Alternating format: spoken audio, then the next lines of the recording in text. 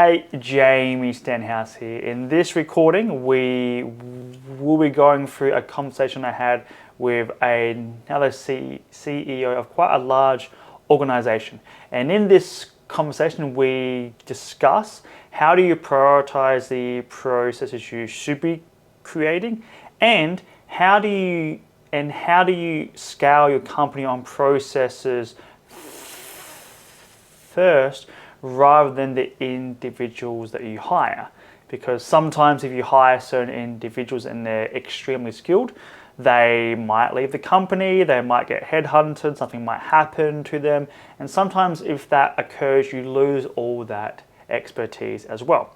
So on this conversation with this CEO you are about to see shortly, we discussed, okay, well, you need processes so this does not happen again in the future. Alongside that, which processes should you be prioritizing before the other ones? And then moving beyond that, how do you scale on processes as opposed to team members? So let's get into the recording.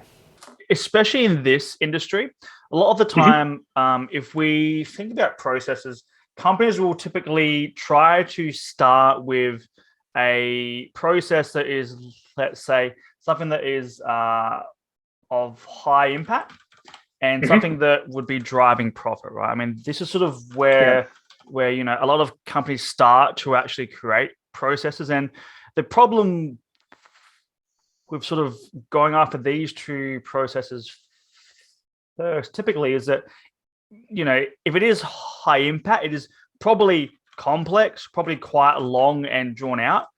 So that, of course, requires time to actually create that process. And that's probably not something that a lot of people typically have as they do start to create processes. The other sort of challenge in that is that, if it is, say, driving profit, it is probably really important, of course. So that, of course, will probably have a lot of detail required in there too. So, each of these two things, having time and then also having the actual skill to actually create the processes, because a lot of the time companies assume that, a screen recording, a few, screenshots, a checklist is sort of enough to end up being a process, and it's usually not. These are components that help out to create a process, but on their own, they're sort of not enough. So then if we know that, this is the common scenario, we usually suggest doing the exact opposite of that. And that is essentially trying to look for the most the most recurring processes and the most shortest processes. Now, the reason for this is, if they're the most shortest, then they're probably easy to create. And then that means that if you're new to creating processes, you then can kind of practice on these shorter ones that if they're wrong, they're not going to destroy a whole client, right? And of course, if they are ongoing processes, it also means that you are able to slowly grow the excess time you have. And then hopefully you'll be able to get about 6 to 8 hours per week. And then from there, go into the more impactful processes, right? And then sort of, as you actually improve the actual skill set of, say, creating those processes, then you can create the more complex processes too. So it's really about trying to start with the most shortest and most recurring processes to start with. That makes things a lot easier. So that could be one thing that I think just came to mind as you were talking about it before. Does that all make sense? Yeah, that makes sense. Yeah, and I think the recurring side of things is sometimes essential, and sometimes it's one of those habits of sometimes a recurring task is complicated but doesn't take me very long each month. So I occasionally have that reluctance of doing it because I just think I might as well power through. It's interesting that you say that, because we actually had this rule inside the actual program here, and it pretty much is, if anything happens twice, develop a process around it, because surely it might happen a single time by chance, all good.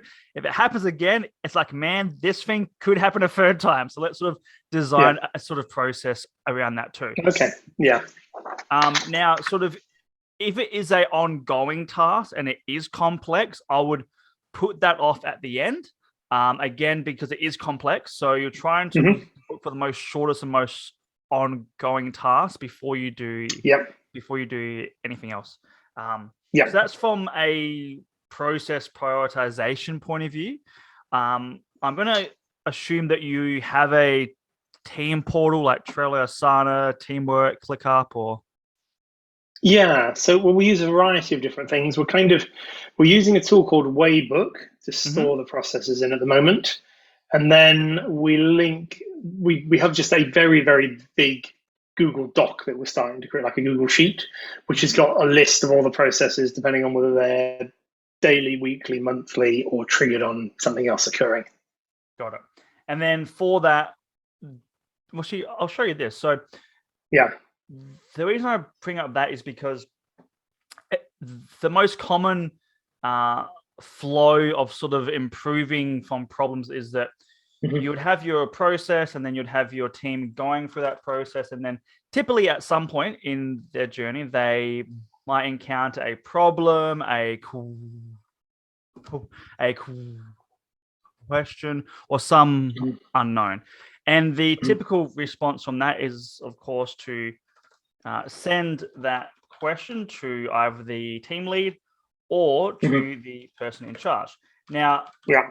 the usual solution for this, of course, is to respond to the team either with an answer or some training if need be.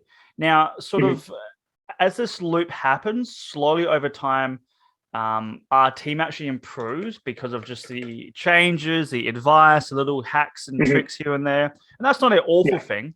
However, if we would like to kind of scale on processes first as opposed to the team, the loop should be changed slightly. So, pretty much anytime a team member is going through a process and some problem comes up, then we know that that was caused from the process, right? It's not sort of Mhm. like as if this problem just kind of came out of nowhere. There was either room Mhm. for assumption, there was room for interpretation, creativity, Mhm. uncertainty. There was something in there that then caused that problem to come up. So then, if we know this to be true, any sort of time our team brings us with any new problem or say concern, we should be saying to our team, really good question. I'm not going to answer you. Instead, I'm going to update the process, go through it again, and then you'll find your Mhm. answer.